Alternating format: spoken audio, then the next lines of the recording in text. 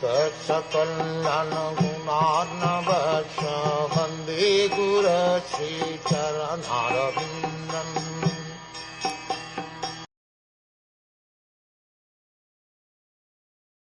The great sage Narada inquired, "My dear king, your face appears to be withering up, and you look like you have been thinking of something for a very long time.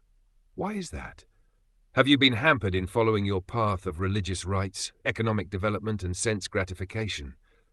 The 4 stages of advancement of human civilization are religiosity, economic development, sense gratification, and for some, the stage of liberation." Narad Muni did not inquire from the king about his liberation, but only regarding the state management, which is meant for advancement of the 3 principles: religiosity, economic development, and sense gratification.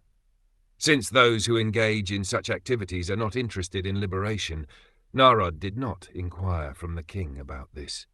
Liberation is meant for persons who have lost all interest in religious ritualistic ceremonies, economic development, and sense gratification.